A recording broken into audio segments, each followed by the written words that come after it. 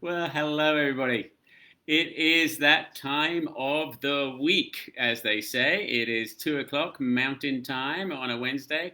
Means one thing, and that one thing it means is it's time for Make Stories Matter with Matthew Taylor. That is me, and we get together around this time just to kind of share ideas about stories. That's what we're going to do. Actually, when I say it's 2 o'clock, it's not to me. It's actually 1 o'clock to me because I am in the City of Angels. Yes, I'm in LA. Well, Burbank to be absolutely exact. But with my delightful daughter Maitland and my wife Susan, and we're all going to be doing Thanksgiving out here. And so what I wanted to chat about on this was it is Thanksgiving tomorrow, and what an amazing time! It is one of my funnest holidays because, funny enough, in England we don't celebrate that. Thanksgiving's not big. 4th of July, funny enough, no, not so big in England.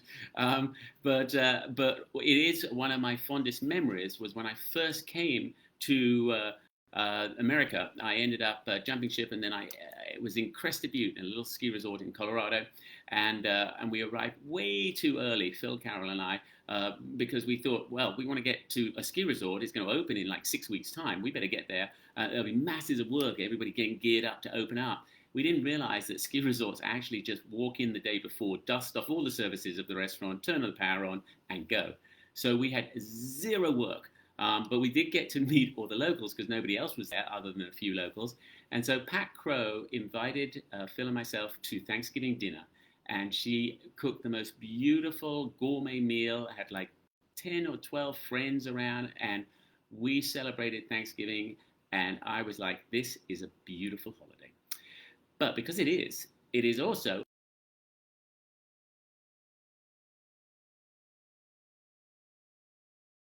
uh, Make Stories Matter little Facebook Lives. And you'll probably remember, you see, I don't have my dreadful board of, oh, this is upside down. No, this is better. And it's hard to see. There you go. This is actually my daughter's writing, not mine. So, real world tests. Remember we chat about these guys? And so it is, if you see it happening in the real world, then probably worth paying attention to. And so I was thinking about the ones we've chatted about briefly and going, this tomorrow will be the greatest place you could do a test ground on it. It is just, especially if you're around family as well. So I was going to run through a few of those and then we're going to be done.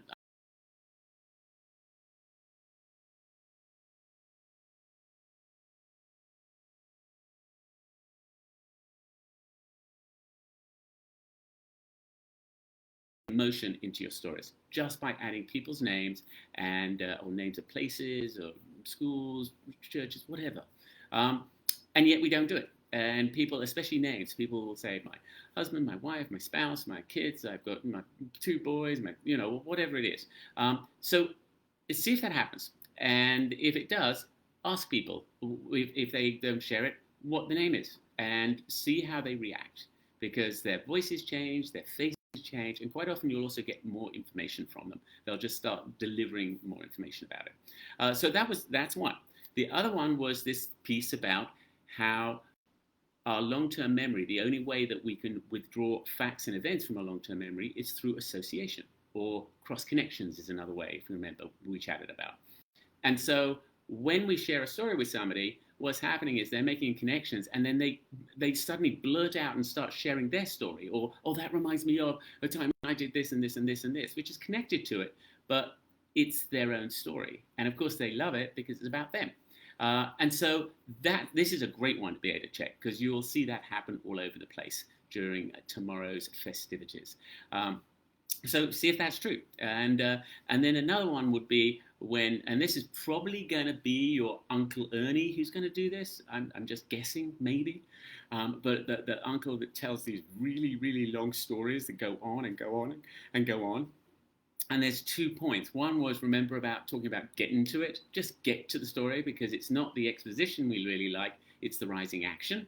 And so that little transition where the inciting moment is, move through, get there and get onto it. But the other part that your Uncle Ernie's going to do, And I'm now realizing that there has to be somebody out there who has an Uncle Ernie, and they're like, "How did he know my Uncle's Ernie?"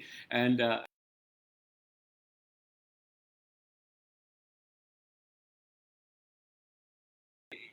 big thing about them is those long stories is, do you recognize if they have now started to trigger their own long-term memory, the same way as we interrupt other people to tell our stories, but you can interrupt yourself while you're telling a story.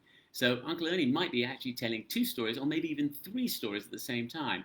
And a good way of noticing it is when they go, "Oh, and I should have mentioned, and by the way, going back to, and it's like, yeah, going back to the first story, let's talk about that." So that's another one to have a little look for.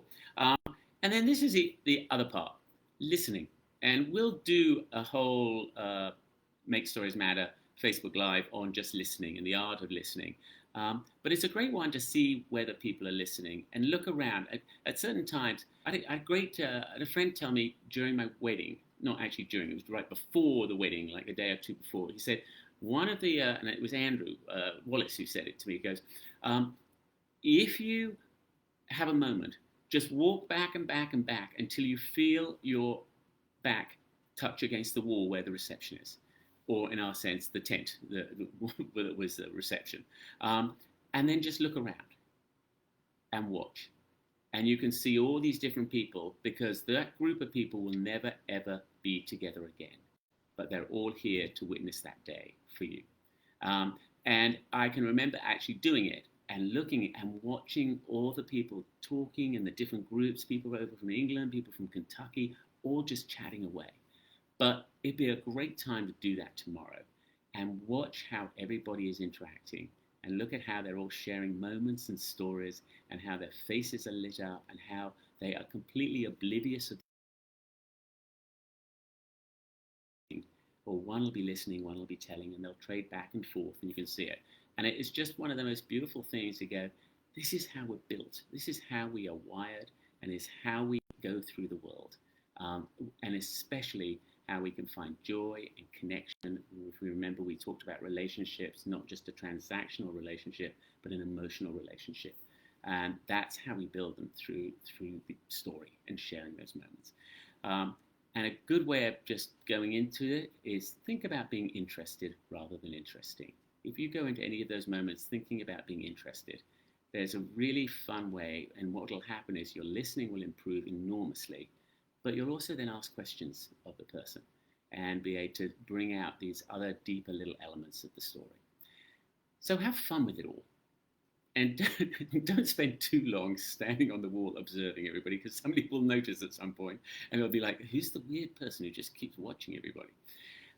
Anyway, Thanksgiving tomorrow. Please, all of you, have a fantastic, happy, and safe Thanksgiving. And I'll look forward to seeing you next Wednesday at 2 o'clock for another Make Stories Matter with Matthew Taylor. Remember, we do have a Facebook group to chat about stories and ideas and thoughts about stories, which is Thoughtfully Fun Stories. Or storytelling, I should say. I can be grabbed at matthewtaylor.com, the website.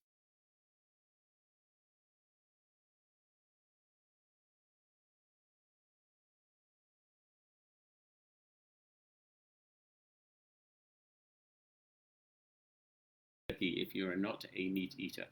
Take care, everybody. Have a great one, and thanks for being here.